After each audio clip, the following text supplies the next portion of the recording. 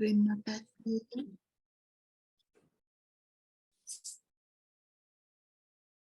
Terima kasih Bu Vero. Selamat malam Bu Regina, para suster dan saudara-saudari yang terkasih. Selamat bertemu kembali pada malam hari ini. Ya, saya sebentar lagi siap-siap untuk berangkat. Kita bisa bertemu di Medan ya, untuk acara Pesta Kerahiman.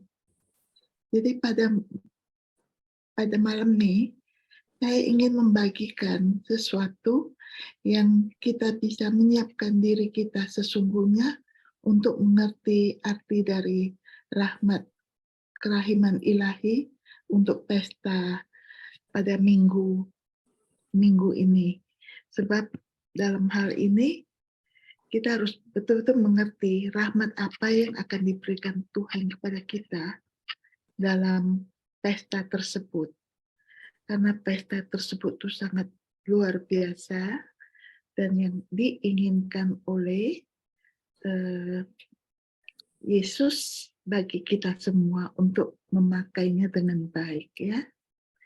Jadi sebenarnya di dalam rahmat ini, pesta kerahiman ini disebut sebanyak 14 kali di dalam catatannya Santa Faustina. Bisa dengarkah suara saya? Cukup jelas? Jelas Ibu. Cukup ya, oke, terima kasih.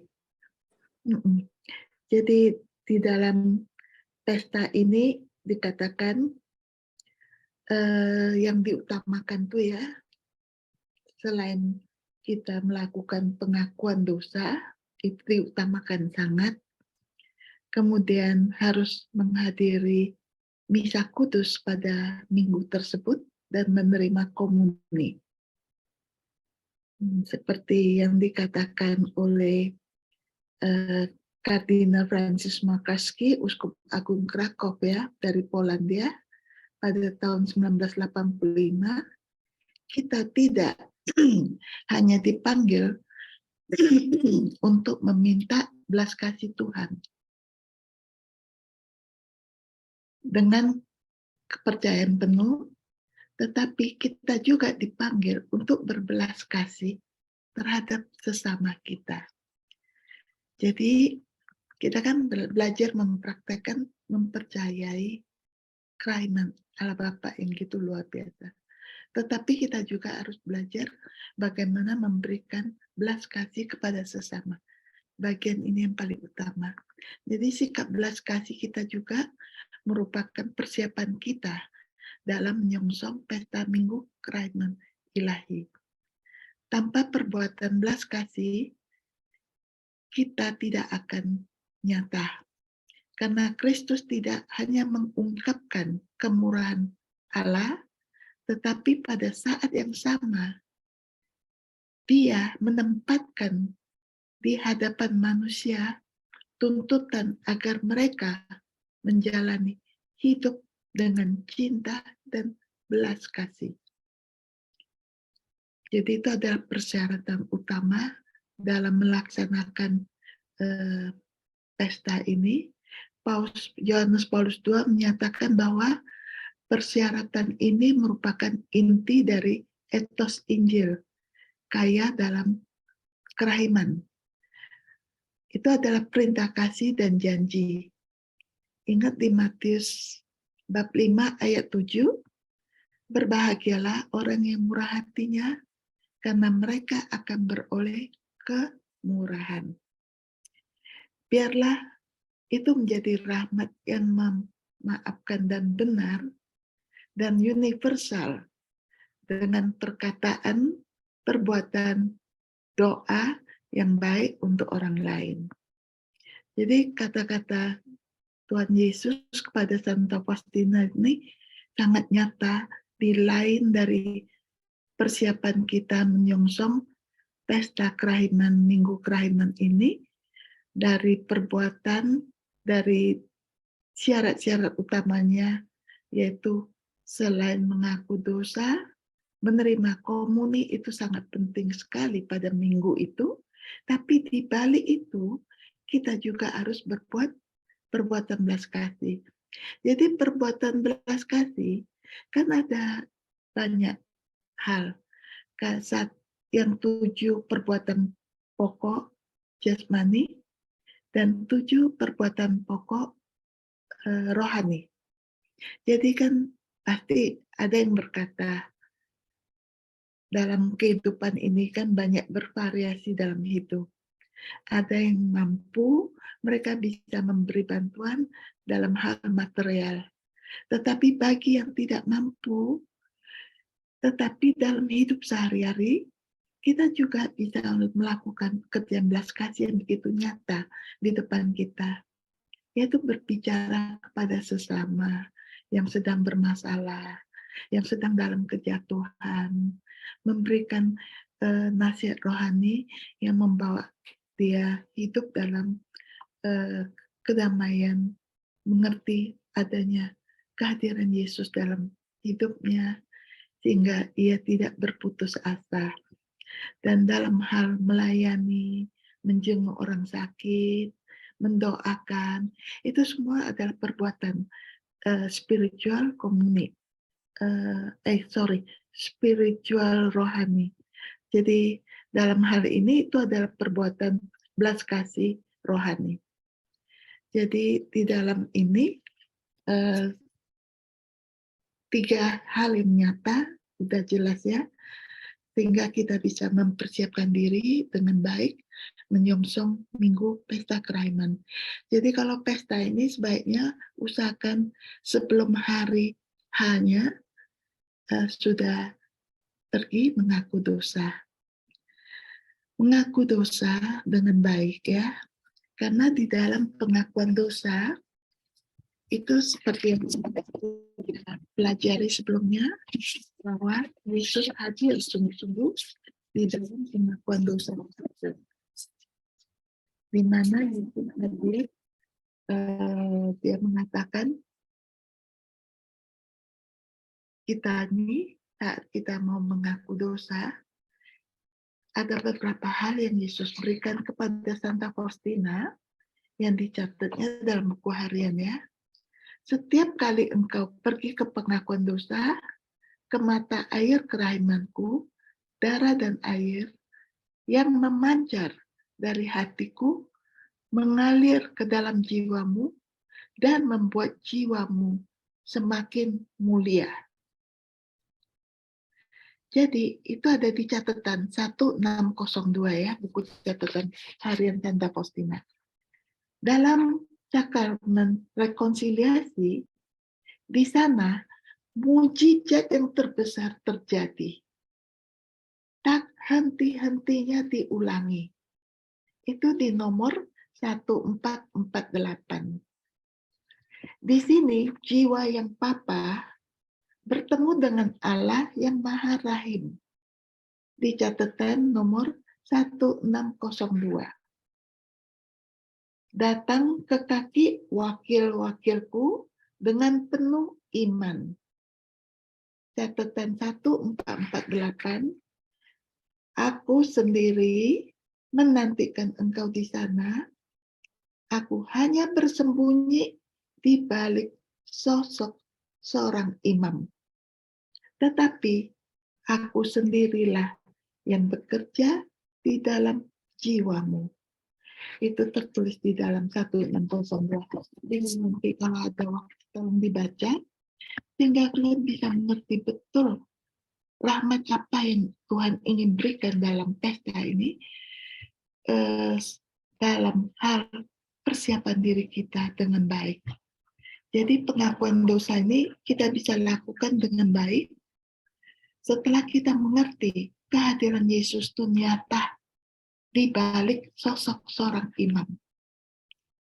Jadi jangan ada hal kekhawatiran bahwa takut untuk pergi ngaku dosa, karena itu adalah syarat utama yang harus kita penuhi selain dari komuni dan berbelas kasih. Jadi oleh sebab itu dalam hal ini, inilah persiapan yang sudah begitu kita mengerti dengan baik, maka saat kita mengaku dosa, itu banyak terjadi mujizat-mujizat. Jadi mujizat-mujizat itu terjadi saat kita mengaku dosa. Jadi meskipun suatu jiwa tampaknya, ingat sekali ya, satu jiwa sekalipun ia tampak seperti mayat yang membusuk ya, sehingga dari sudut pandang manusia tidak ada lagi harapan untuknya. Artinya untuk pertobatan, pemulihan, dan segala sesuatu tampaknya sudah musnah. Tidaklah demikian dengan Allah Bapa. Mujizat kerahiman ilahi sepenuhnya memulihkan jiwa itu. Oh, betapa memprihatinkan mereka yang tidak memanfaatkan mujizat kerahiman Allah ini. Tertulis di 1448. Jadi, Yesus datang mencari orang-orang yang sungguh-sungguh dalam keadaan yang hancur, dalam keadaan yang sangat berdosa, agar mereka tidak takut untuk datang kembali kepadanya. Karena kerahimannya itu luas, dalam, dan seperti lautan yang tidak terukur.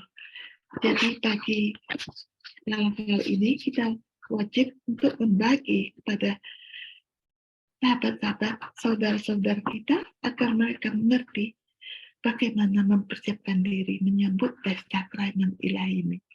Untuk menekankan pentingnya dua sakramen belas kasih agung ini, Tuhan kita telah menjadikan penerimaan mereka sebagai syarat yang diperlukan untuk mendapatkan janjinya tentang pengampunan dosa dan hukuman yang lengkap bagi yang merayakan pesta kerahiman di saat hari tersebut.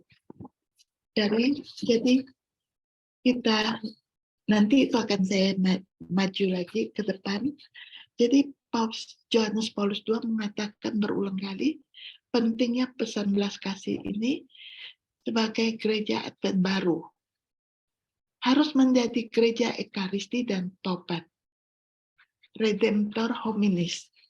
Jadi dalam buku catatan harian nomor 377, Santa Faustina mengatakan sakramen rekonsiliasi tidak hanya memperoleh bagi kita pengampunan dari Allah, tetapi juga menyembuhkan jiwa dari luka-luka dosa. Jadi selain kita, justru karena kita mengalami pengampunan penuh dari Allah pada hari Minggu tersebut, maka jiwa kita juga disembuhkan dengan mujizat dari luka-luka dosa tersebut. Jadi kita mendapatkan dua jenis keuntungan dari pengakuan dosa tersebut.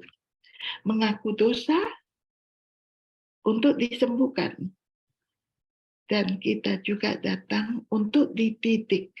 Seperti seorang anak kecil, kita harus selalu membutuhkan pendidikan. Jadi dari situ kita mengalami pengalaman-pengalaman yang indah saat kita bersama Yesus di dalam pengakuan dosa. Jadi Tuhan Yesus selalu mengatakan di dalam 1602 itu ya, saya boleh baca supaya lebih jelas ya. Putriku, setiap kali engkau pergi ke pengakuan dosa, ke mata air kerahimanku, darah dan air yang memancar dari hatiku, mengalir ke dalam jiwamu, dan membuat jiwamu semakin mulia. Setiap kali engkau pergi ke pengakuan dosa, dengan pengharapan yang besar, benamkanlah diri sepenuhnya ke dalam kerahimanku, sehingga aku dapat mencurahkan kelimpahan rahmatku atas jiwamu. Apabila engkau menghampiri kamar pengakuan, ketahuilah bahwa aku sendiri sedang menantikan engkau di sana.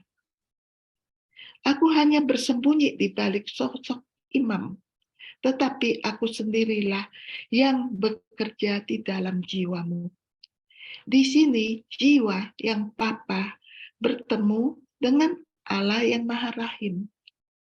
Katakanlah kepada jiwa-jiwa bahwa dari mata air kerahiman ini, jiwa-jiwa hanya dapat menimba rahmat dengan bejana pengharapan. Kalau pengharapan mereka besar, artinya kepercayaan mereka besar, maka kemurahanku tidak ada batasnya. Banjir rahmat akan menggenangi jiwa-jiwa yang rendah hati. Jiwa yang sombong akan selalu tinggal dalam kemiskinan dan kepapaan. Sebab rahmatku menghindar dari mereka dan mengalir kepada jiwa-jiwa yang rendah hati. Bagus sekali kata-kata Yesus ini. Jadi kita ini sangat luar biasa diberikan sungguh pesta kerahiman pada satu minggu setelah Paskah. Jadi disinilah dikatakan rahmat anugerah yang besar melalui pengampunan dosa, mujizat-mujizat yang terjadi pada saat itu yang tidak henti-hentinya diulang-ulangi, sehingga kita bisa menempuh perjalanan jarak yang sungguh luar biasa ini secara lahir ya pada saat pengakuan dosa tersebut. Jadi dalam hal ini selain mengaku dosa, kita juga diminta untuk menerima komuni kudus pada minggu kerahiman tersebut. Komuni, udah tahu kan apa itu komuni? Komuni adalah kehadiran Yesus yang langsung di dalam sakramen tersebut. Jadi komuni itu adalah ekaristi Yesus. Jadi kita harus kenali ekaristi Yesus dan terimalah karunia-Nya. Sekali lagi, tadi di pengampunan dosa kita menerima rahmat yang luar biasa dari Yesus yang memberikannya langsung di dalam kamar pengakuan dosa. Sedangkan di dalam ekaristi, Yesus yang hadir langsung memberikan kita hostia kudus tersebut, dan kita harus menerima komuni kudus pada minggu Paskah tersebut setelah kita bebaskan diri kita dari ikatan dosa-dosa. Jadi itu sungguh sangat luar biasa persiapan yang diberikan, sehingga mengapa Tuhan Yesus merasa perlu untuk menekankan hal ini. Sebagaimana dicatat dalam buku Santa Faustina ya, Tuhan kita menjanjikan rahmat yang luar biasa kepada jiwa-jiwa yang mau mengaku dosa sebelum minggu kerahiman ilahi dan menerima komuni kudus dengan layak pada pesta minggu kerahiman ilahi atau pada vigilnya ya, pada Sabtu Senja. Melalui janji ini, Tuhan Yesus menekankan nilai pengakuan dosa dan komuni yang tak terbatas sebagai keajaiban belas kasih. Dia ingin kita menyadari bahwa ekaristi adalah tubuh, darah, jiwa, dan kealahannya sendiri. Itu adalah mata air kehidupannya. Ada di catatan harian nomor 300. Ekaristi adalah Yesus, dirinya sendiri. Allah yang hidup, yang rindu untuk mencurahkan dirinya sebagai rahmat belas kasih ke dalam hati kita. Karena begitu banyak orang yang tidak benar-benar memahaminya, mereka melihat tidak perlu menerima komuni kudus, atau mereka menerimanya hanya karena kebiasaan, rutinitas, hadir dalam misa hari Minggu, rutinitas menerima komuni, tapi mereka tidak mengerti sesungguhnya itu sungguh luar biasa. Seperti yang dijelaskan oleh Santo Paulus dalam suratnya kepada umat di Korintus, mereka makan roti atau minum cawan Tuhan dengan tidak layak, tanpa mengakui tubuh Tuhan. Itu ada di Korintus 1 Korintus 11 ayat 27 sampai 29. Seperti dalam wahyunya kepada Santa Faustina, Yesus juga memperjelas apa yang dia tawarkan kepada kita dalam komuni kudus. Dan betapa sakitnya dia ketika kita memperlakukan kehadirannya dengan ketidakpedulian. Kegembiraanku yang besar adalah menyatukan diriku dengan jiwa-jiwa. Ketika saya datang ke hati manusia dalam perjamuan kudus, tangan saya penuh dengan segala macam rahmat yang ingin saya berikan kepada jiwa. Tetapi jiwa bahkan tidak memperhatikan aku. Mereka membiarkan aku sendiri dan menyibukkan diri dengan hal-hal lain. Oh, betapa sedihnya aku karena jiwa-jiwa tidak mengenali cinta. Mereka memperlakukan aku sebagai sebuah benda mati. Itu ada di catatan harian nomor 385, 1288, dan 1447. Jadi janji Tuhan Yesus pada kita tentang pengampunan yang sempurna adalah pengingat dan panggilan. Dan juga untuk hal kehadirannya yang nyata, benar-benar hidup di dalam Ekaristi. Dipenuhi dengan cinta untuk kita dan menunggu kita untuk berpaling kepadanya dalam kepercayaan yang penuh. Dan itu adalah panggilan bagi kita semua untuk dikuduskan dalam kasih-Nya melalui pengakuan dosa, komuni kudus, tidak peduli betapa buruknya dosa kita. Kita mulailah hidup kita yang baru, kembalilah kita ke jalan Tuhan yang ini. Jadi nggak ada rasa malu untuk pergi ngaku dosa. Karena di dalam pengakuan dosa itu sudah menjadikan janji tidak bisa dibicarakan keluar hal-hal dosa kita kepada orang-orang lain. Jadi banyak sekali terjadi hukuman bagi para imam di zaman-zaman dulu karena mereka ingin mengetahui apa yang dibuat pengakuan dosa oleh seseorang. Karena imam tersebut tidak mau memberitahu dan tidak bisa memberitahu, dan imam tersebut dihukum mati. Dimasukkan ke dalam air dengan batu besar. Saya lupa namanya siapa. Tapi begitulah mereka lebih memegang janji seorang imam. Dan itu adalah Yesus yang hadir.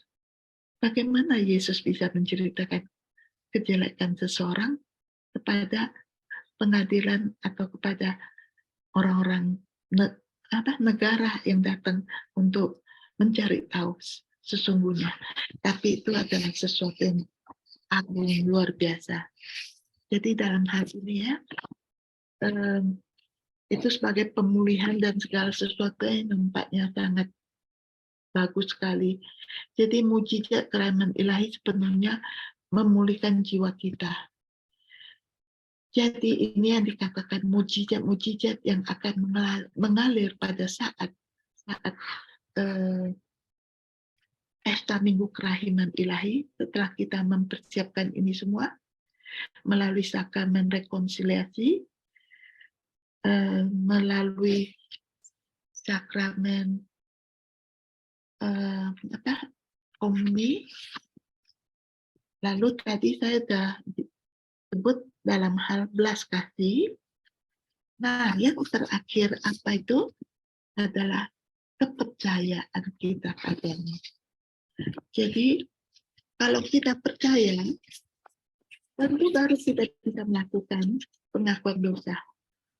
Baru kita bisa menerima komunitas kudus dengan baik. Dan baru kita bisa melihat sesama kita yang butuh bantuan kita di dalam hal belas kasih. Baik secara material maupun secara rohani. Oleh sebab itu, dalam hal kepercayaan itu sangat dibutuhkan. Bagaimana kita mempercayakan ini semua di dalam lihat saja gambar Yesus itu di bawah, paling bawah tulisan Yesus, I trust in you. Itu kata-kata itu adalah Yesus yang meminta sendiri untuk menuliskannya di sana sebagai dia punya tanda tangan. Jadi setiap orang kalau Minggu Kerahiman Ilahi kita diwajibkan untuk menghormati gambar kerahiman. Jadi gambar kerahiman ini kita diwajibkan untuk membuat arak-arak, menghormati, sungguh-sungguh menghormati yang nyata, sebab di dalam gambar itu adalah Yesus yang hadir nyata dalam rupa sakramen dari darah dan air, merupakan sakramen rekonsiliasi dan sakramen ekaristi. Oleh sebab itu yang memberikan kita kehidupan yang nyata. Dari mengaku dosa, menerima komuni, Yesus hidup dalam baik Allah yang suci. Dari diri kita semuanya, kita telah membersihkan hati kita itu merupakan baik Allahnya. Dan Yesus akan tinggal bersama kita. Betapa indahnya kita mengerti kehadiran Yesus nyata di dalam diri kita. Jadi ekaristi itu adalah merupakan sesuatu yang perlu dibutuhkan untuk kita. Dan sekarang ini kita mengerti bagaimana mempercayai. Kita harus percaya penuh ya, bukan hanya melalui mulut bahwa kita bisa membaca tulisan, tapi hati ini yang harus kita benar-benar percaya. Percaya artinya percaya, betul-betul percaya. Ya, sebagai seorang anak kecil kan tidak banyak punya pikiran. Mereka tuh sangat percaya kepada orang tuanya. Apa yang diajari orang tuanya, mereka percaya dan mereka terima. Begitulah kita harus bersikap sebagai seorang anak kecil yang mempercayai apa yang diajari Yesus kepada kita dan menerimanya dengan segala kerendahan hati.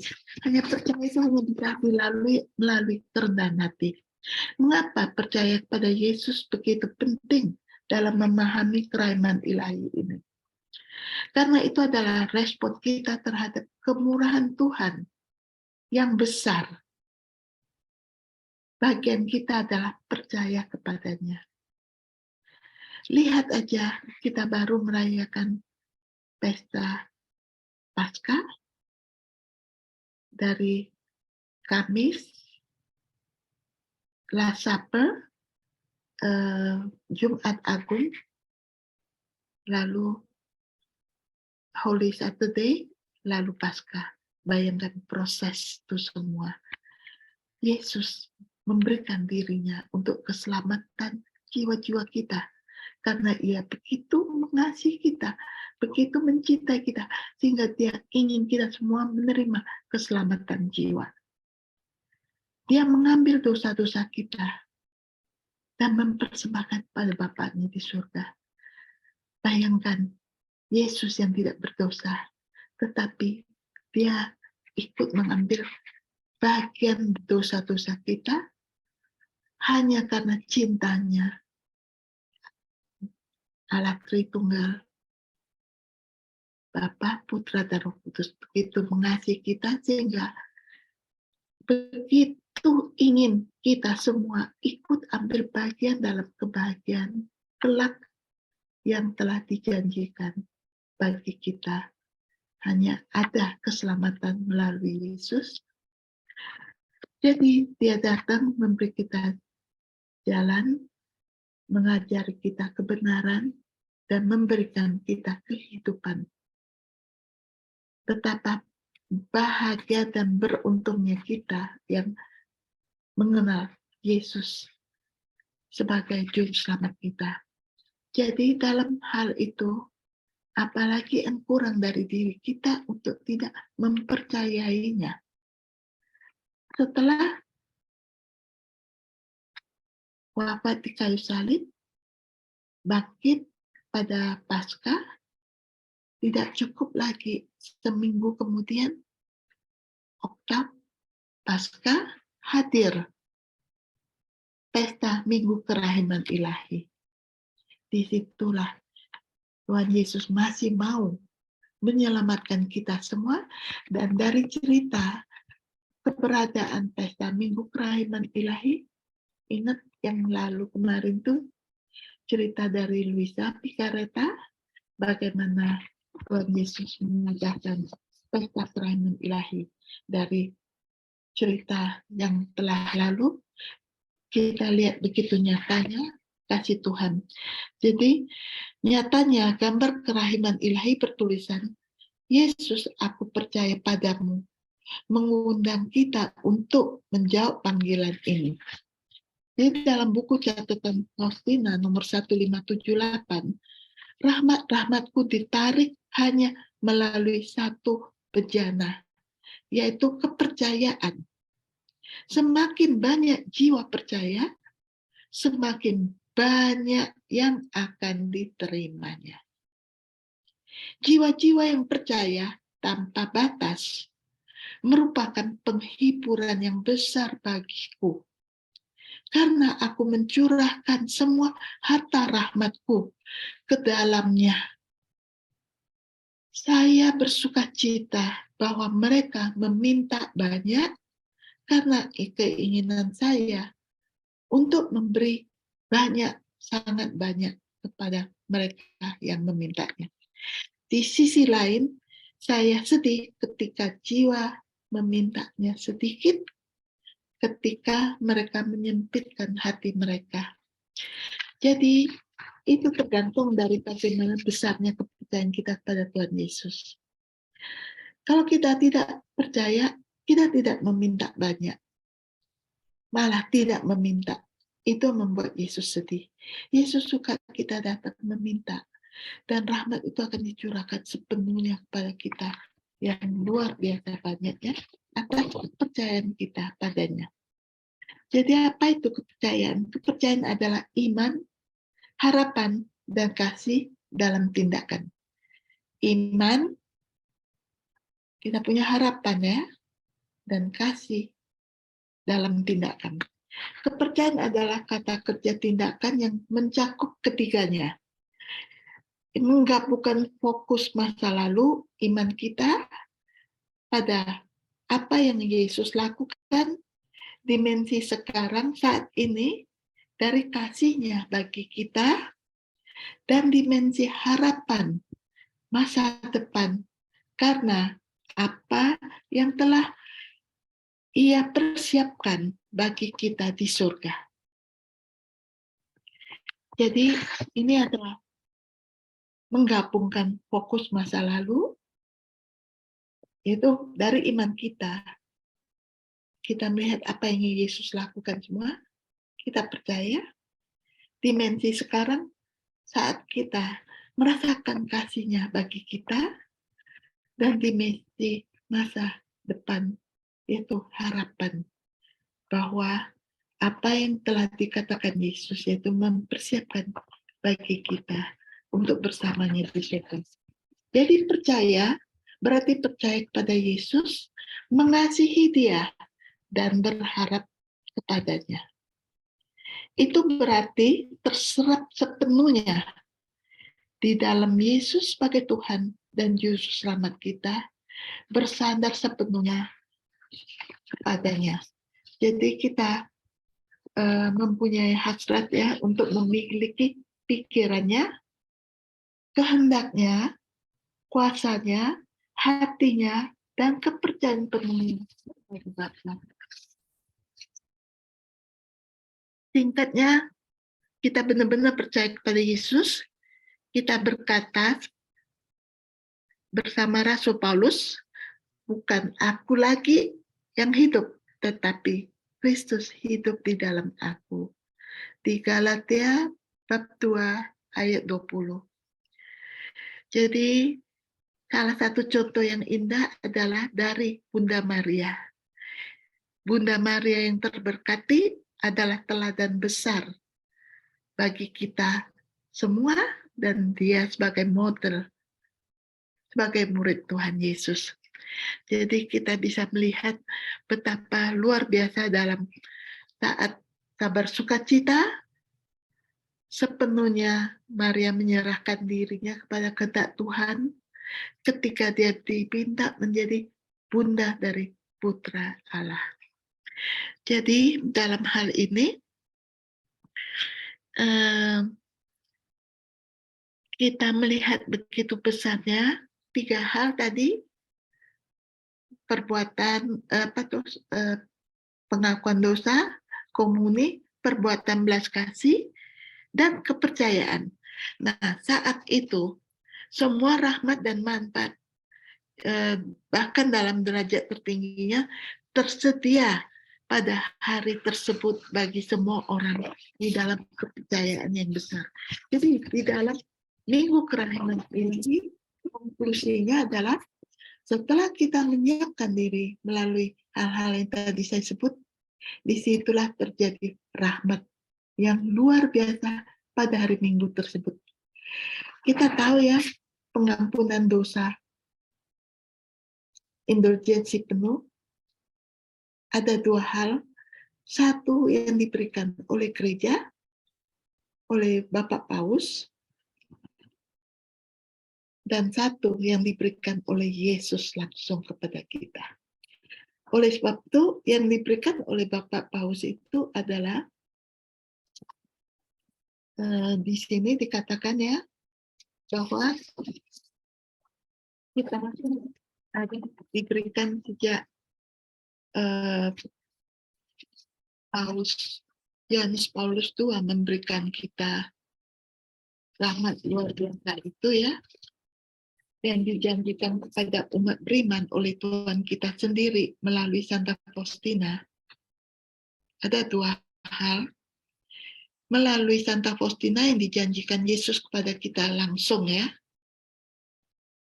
tidak boleh disamakan atau bingung dengan indulgensi penuh yang diberikan oleh Paus Yohanes Paulus II. Untuk ketaatan yang taat pada minggu kedua tentang kerahiman ilahi. Jadi di saat itu gereja memberikan indulgensi penuh dari kata suci itu diberikan dalam kondisi biasa, yaitu sakramen pengakuan, komuni, ekaristi, dan doa untuk intensi Paus Agung kita. Yaitu doa intensi Paus ya. Jadi kepada umat beriman yang pada minggu kedua Paskah atau minggu kerahiman ilahi, di setiap gereja atau kapel dalam semangat yang benar-benar terlepas dari kasih sayang terhadap dosa-dosa itu ya. Bahkan dosa ringan pun kita gak boleh menyayanginya untuk tidak mengaku dosa. Jadi mengambil bagian dalam doa dan devosi yang diadakan untuk menghormati kerahiman ilahi.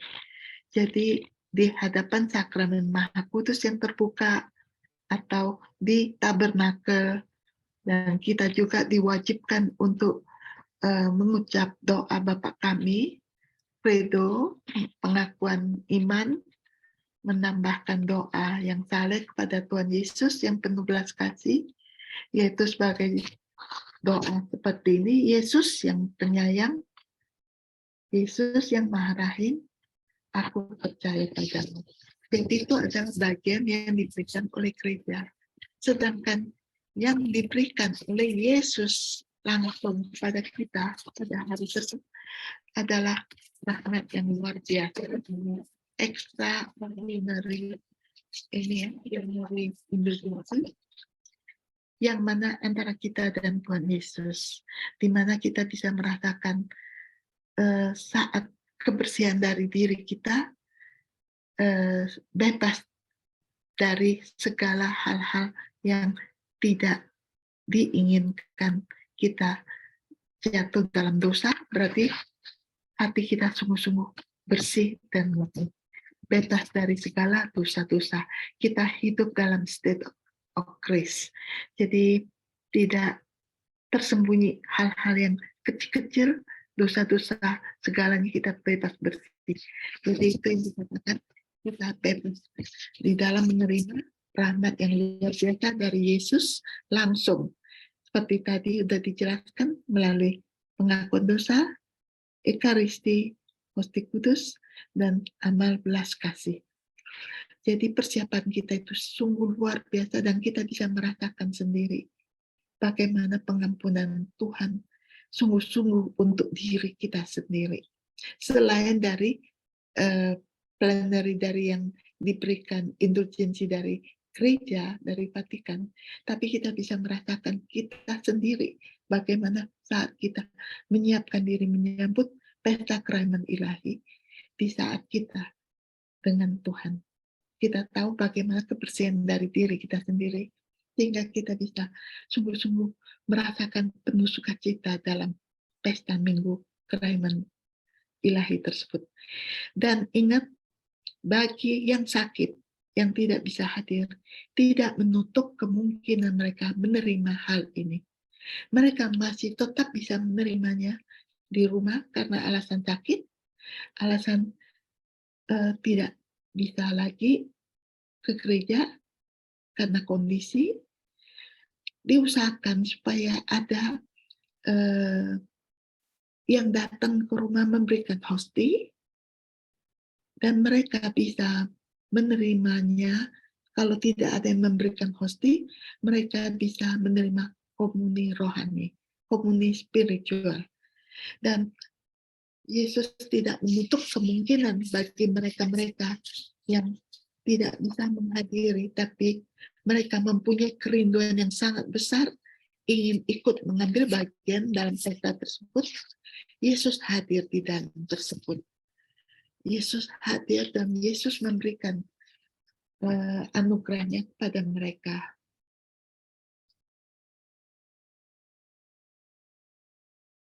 Ya, jadi